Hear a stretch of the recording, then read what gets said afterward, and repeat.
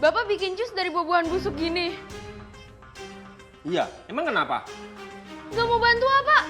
Kalau orang-orang sakit perut habis minum jus busuk gini gimana? Kamu nggak usah khawatir.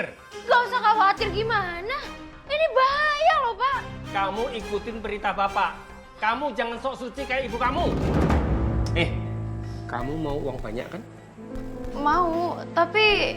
Ya udah, kamu bantuin Bapak. Nanti Bapak akan kasih kamu keuntungan dari penjualan jus. Kamu mau HP baru kan? Kamu mau kuliah kan? Iya sih.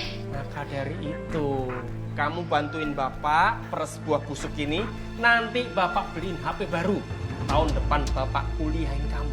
Beneran ya, Pak? Bener. Ayo, nih kerjain. Oke. Gimana ini, Pak? Masukin? Ya masukin. Ya, takarannya pemanis buatan sama perasa buah 1:1.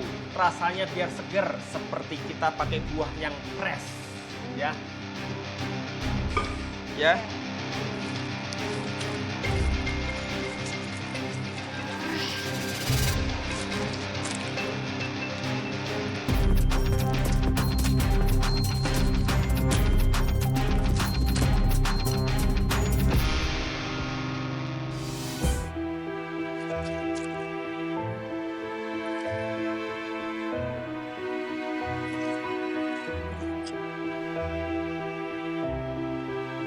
Nih, aku udah sesuai takarannya kok.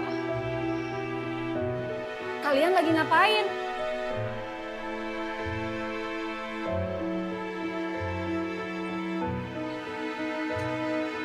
Kalian bikin jus dengan cara seperti itu? Bu, kita kan gak punya blender. Ya terpaksa lah pakai kaki sama tangan gini. Astagfirullah, Pak, hentikan Pak. Lu, hentikan. Kalau cara kalian buat jus seperti itu bisa membahayakan kesehatan orang.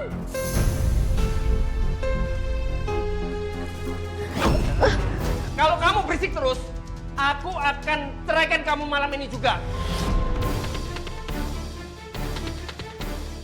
Aku akan usir kamu dan aku nggak izinkan kamu tinggal di rumah ini. Paham?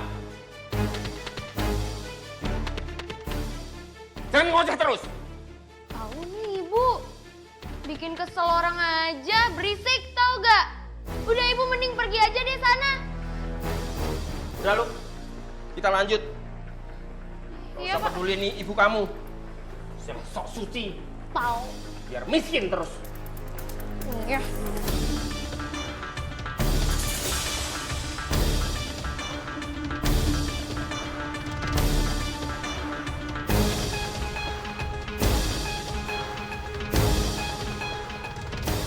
Malam itu, saya seperti sedang menyaksikan keluarga saya yang membusuk seperti buah dalam ember itu, Mbak. Mbak, sabar ya Mbak ya. Sebagai seorang istri, seorang ibu pasti berat banget. Saya bisa membayangkan apa yang ibu lalui saat itu.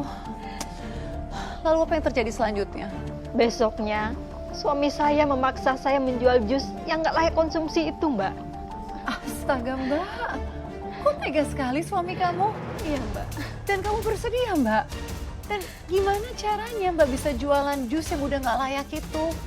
Dengan terpaksa, saya jual jus itu bareng sama jualan buah saya, Mbak. Terus jusnya laku Mbak? Jusnya laku dibeli pelanggan saya.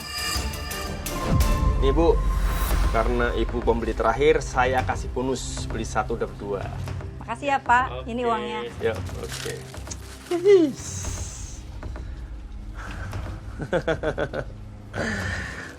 Tuh, 2, 3. Lihat nih Bu, kalau kita dagang seperti dulu, mana bisa kita punya duit banyak kayak gini? Hah? Dagang itu perlu strategi. Kalau kita jujur, hancur. Udah, kita dagang jus saja. Nggak usah jual buah segala. Lo, sini lo. Iya pak. Ada apa pak? Kamu mau beli HP kan? Mau? Ini, buat beli HP baru. Yang itu buang.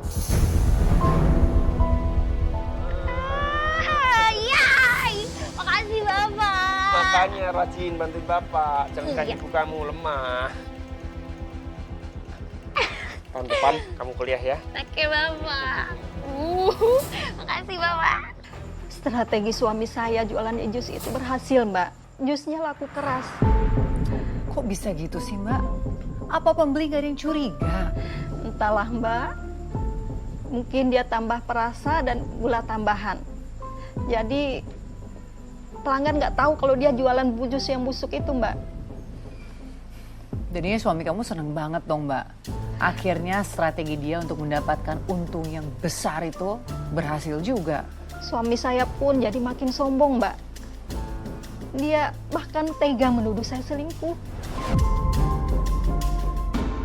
Pak Ustadz, terima kasih atas kajiannya. Sama. Ibu-ibu terima kasih. Sama-sama.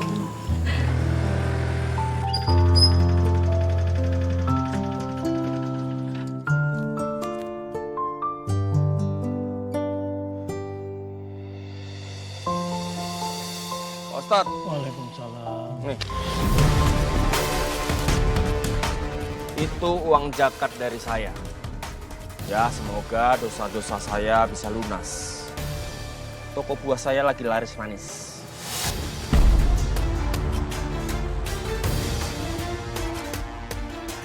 Pak Darto sombong banget ya, Bu. Iya, beda sama istrinya ya. Pak Ustadz, saya minta maaf ya atas kelakuan suami saya. Sabar ya, Bu. Iya Pak Ustadz, saya pamit. Pak Ustadz, Assalamualaikum Ibu-ibu. Waalaikumsalam. Ayo buruan naik, udah lapar nih. Assalamualaikum.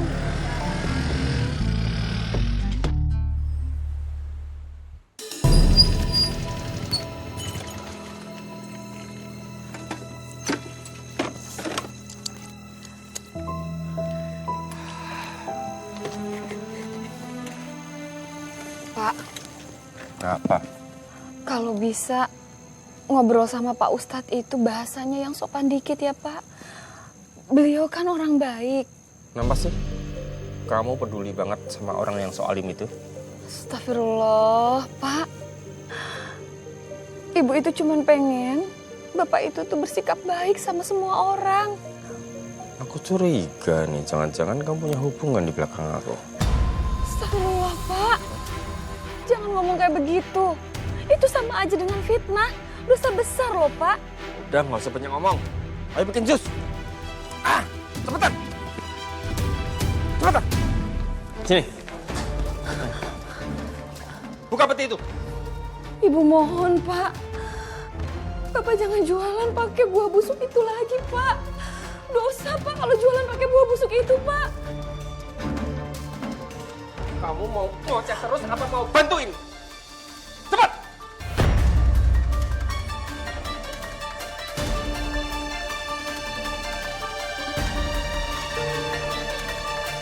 Malam itu, jiwa saya seperti terperangkap di dalam antara dosa dan ketakutan, Mbak. Kenapa Mbak bisa sampai merasa seperti itu? Soalnya, selain dituduh punya hubungan sama guru ngaji saya juga dipaksa membantu suami membuat jus dari buah-buah yang sudah busuk, Mbak. Mohon maaf banget ya Mbak. Tapi apa Mbak nggak berusaha melawan pada saat itu?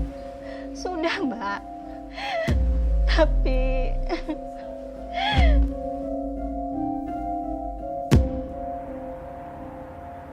Astagfirullahaladzim, ya Allah. Maafkan hamba, ya Allah. Astagfirullahaladzim. Udah. Jangan ngapain. Mewek terus dari tadi. Kerja yang bener, injek-injek terus. Sampai sarinya keluar. Astagfirullahaladzim, ya Allah.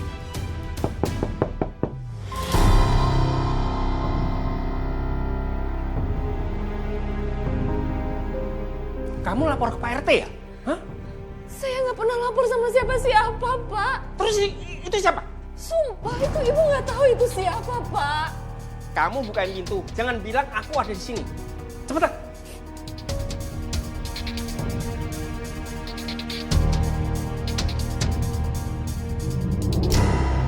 Siapa ya? Ya, Lulu. Astagfirullah. Kenapa Lulu? Lulu mabok, Pak. Kenapa Lulu jadi begini ya? Perasaan waktu kecil dia nurut banget. Lulu itu anak yang baik, Pak. Ini semua gara-gara kamu.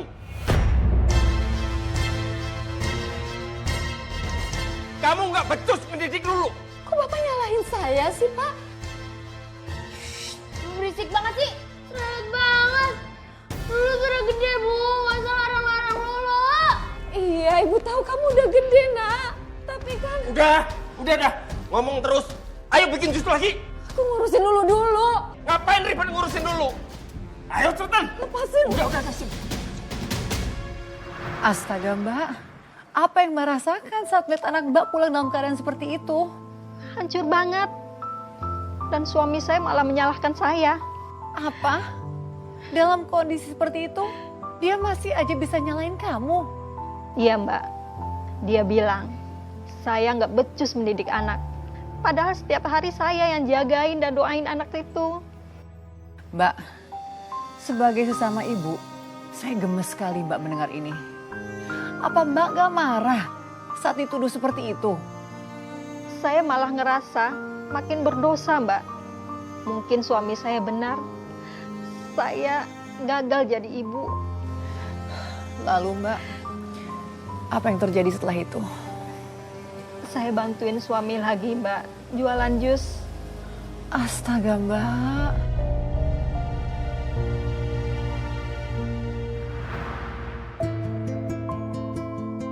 Ya Allah, maafkan hambamu ini.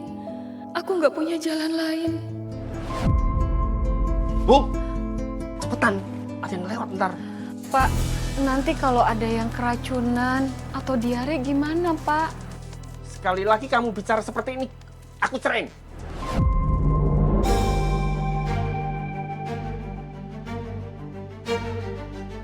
Malah bengong sih. Sini, bantuin cepetan. Bu Lestari? Sekarang Bu Lestari jualan jus buah ya? Sekarang istri saya jualan jus. Cuma 8.000. Udah nggak jual buah segar lagi. Cuma 8.000. Wah, murah ini. Di pasar biasanya 10.000 loh. Kalau gitu saya ambil 20 deh. Wah, siap. Sebentar ya. Sel. Sini, Sel. Bu Lestari jualan jus buah loh. Murah lagi. Saya aja ambil banyak. Wah, kalau gitu aku mau pesen 10 deh, Pak. Oke, siap.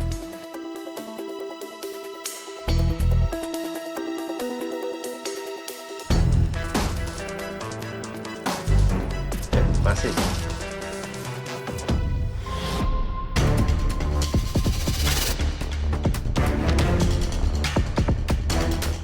Enak ya? Wah, iya seger banget nih. Produk kita pasti tidak mengecewakan. Kalau gitu nanti saya ambil ya, Pak. Siap. Yuk. Aduh, sering-sering dapat pelanggan seperti ini. Kapan lagi? Kalau kayak gini terus cepet kaya nih. Ya Allah, kenapa rasanya aku seperti menyuapi racun berlahan ke mulut para pelangganku itu? Aku tahu jus itu dibuat dari buah-buahan yang sudah busuk. Sebagian bahkan sempat digigit tikus dan dihinggapi lalat. Tapi aku gak bisa melakukan apa-apa. Maafkan aku, ya Allah.